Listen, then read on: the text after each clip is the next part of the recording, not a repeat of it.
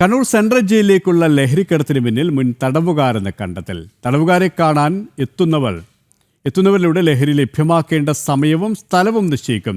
ഇങ്ങനെ എത്തുന്ന ലഹരിയും മദ്യവും ജയിലിനകത്ത് വിൽപ്പന നടത്താൻ പ്രത്യേക സംഘമുണ്ടെന്ന് മൊഴി.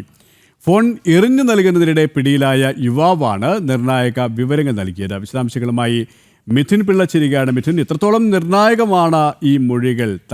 മുൻ തടവുകാരാണ് ഇതിന് നേതൃത്വം നൽകുന്നത് എന്ന് പറയുമ്പോൾ, പ്രത്യേകിച്ച് നമുക്കറിയാം കണ്ണൂർ സെൻട്രൽ ജയിലിൻ്റെ ഒരു സാഹചര്യം വെച്ച് നോക്കുമ്പോൾ CPM രാഷ്ട്രീയ തടവുകാരാണ് അധികവും. ഇത്തരത്തിലുള്ള തടവുകാരിലേക്ക് തന്നെയാണോ കാര്യങ്ങൾ നീങ്ങുന്നത്?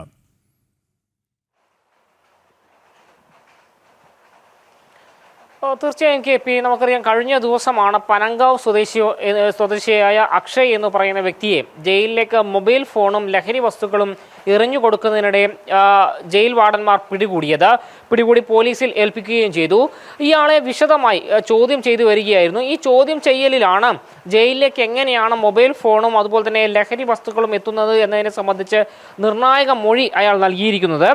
അതായത് മുൻ തടവുകാർ വഴിയാണ് ഈ ലഹരി വസ്തുക്കളും മൊബൈൽ ഫോണും ഉൾപ്പെടെ ജയിലിലേക്ക് എത്തുന്നത് എന്നാണ് അക്ഷയ് നൽകിയ മൊഴിയിൽ പറയുന്നത്.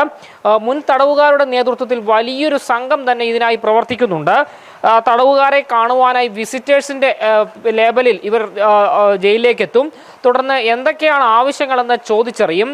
തുടർന്ന് എവിടെ നിൽക്കണം, ഏതു ഭാഗത്തായിരിക്കും ഈ സാധനങ്ങൾ എറിഞ്ഞു നൽകുക എന്നവർ പരസ്പരം വിവരങ്ങൾ കൈമാറും. ഇതിനു ശേഷമായിരിക്കും ഈ ജയിലിലേക്ക് ലഹരി വസ്തുക്കളും മൊബൈൽ ഫോണുകളും ഉൾപ്പെടെ എറിഞ്ഞു നൽകുക.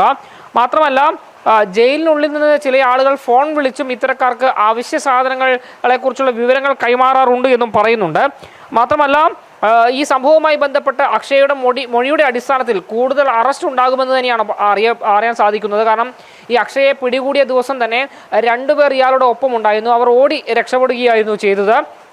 മാത്രമല്ല, ഈ ജയിലിലേക്ക് എറിഞ്ഞു കൊടുക്കുന്ന സാധനത്തിലൊക്കെ വൻ തുക ഈടാക്കിക്കൊണ്ടാവും. അതായത് 4-5 ഇരട്ടിയൊക്കെ വില ചുമത്തിക്കൊണ്ടാണ് ഇവർ ഈ വലിയ കൊള്ളലാഭം ഇതുവഴി ഉണ്ടാക്കുന്നത്. കാരണം ചെറിയ സാധനങ്ങൾക്ക് പോലും വലിയ വില നൽകിക്കൊണ്ട് മദ്യവും മയക്കുമരുന്നും ഒക്കെ തന്നെ ഇവർ ജയിലിലേക്ക് എത്തിക്കുന്നുണ്ട്. അത്തരത്തിൽ വലിയ ലാഭവും ഇവർ ഉണ്ടാക്കുന്നുണ്ട് എന്നാണ് ഈ പോലീസിൻ്റെ അന്വേഷണത്തിൽ മനസ്സിലാക്കാൻ വേണ്ടി സാധിച്ചത്. ഏതായാലും സംഭവവുമായി ബന്ധപ്പെട്ട് വിശദമായ അന്വേഷണം നടത്താൻ തന്നെയാണ് ഇപ്പോൾ പോലീസ് തീരുമാനിച്ചിരിക്കുന്നത്. KP.